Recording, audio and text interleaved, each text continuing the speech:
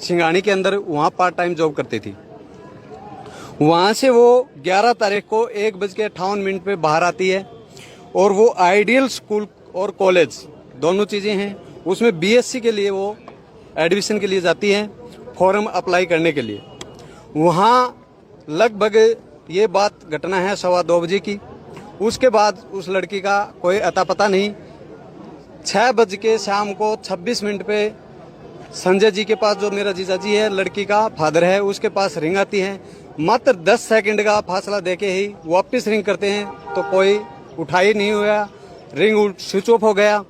उसके बाद जैसे ही संजय जी को पता चलता है कि बच्ची मुसीबत में है, वो बस पकड़ के लुवारू से सिंगानी आते हैं। लुवारू वो पार्ट टाइम जॉब करते हैं और वहाँ आने के बाद 112 पे कॉल करते हैं। 112 पे कॉल करते हैं। कॉल करने के बाद 112 आती है। वहाँ आइडियल स्कूल में जाते हैं। वहाँ जाने के बाद जब उनको बोला जाता है कि भैया आप सीसीटीवी दिखाओ, फुटेज दिखाओ, यहाँ लड़की आई है क्या, उन्होंने मना कर दिया, कोई लड़की आई नहीं है यहाँ और यहाँ स्टाफ भी नहीं है। दूसरी बात, उन्होंने सीसीटीवी कैमरे के दिखाने के लिए भी बिल्कुल साफ साफ मना कर दिया। और जो 112 में जो मुलाजिम थे, उन्होंने उनसे, कॉलेज वालों से हाथ मिला के और बात करके वापस आ गए। संजय जी को वापस सिंगानी गांव में छोड़ दिया जाता है और 112 से जो मुलाजिम थे वो कहते हैं कि आप थाने जाओ लुहारू, वहाँ FIR कराओ। संजय जी वहाँ से आते हैं, FIR के लिए जाते हैं, FIR नहीं होती। ये घटना 11 तारीख की है, जबकि FIR रात को 12 तारीख को 7:30 बजे शाम को FIR होती है हमारी। जब थाने जाते हैं तो वहाँ भी ऐसा व्यवहार होता है कि मैं शब्दों में शायद ही बयां कर सकूं। उन्होंने कहा कि आपकी लड़की कहीं पिकनिक मनाने गई होगी, किसी के साथ गई होगी, जबकि हमारी जो भांजी है वो पूरे गांव में और सब में ऐसी शरीफ लड़की थी, कोई ऐसा नहीं था। उसके बावजूद हमने वहाँ फोन वगैरह करा के वो FIR लास्ट में लॉन्च करवाई।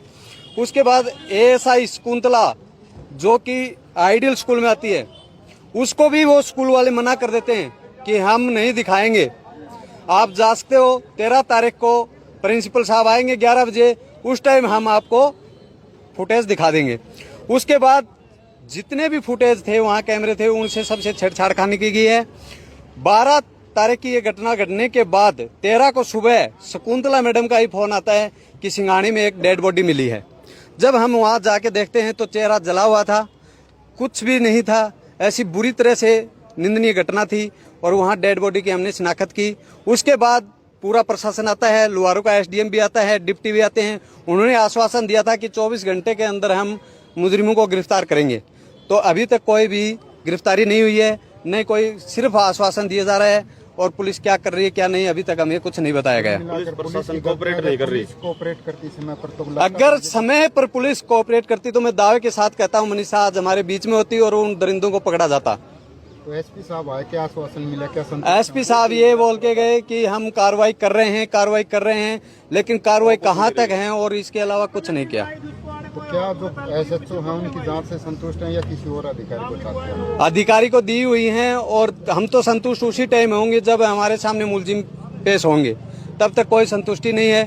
और हमारी मांग यही है, 112 का जो भी जाब्ता उस टाइम था उसको सस्पेंड किया जाए, लुहारू थाने को सस्पेंड किया जाए और जो भी मुलजिम है उनको जल्द से जल्द गिरफ्तार किया जाए, तब हम अंतिम संस्कार करेंगे हमारी बच्ची का।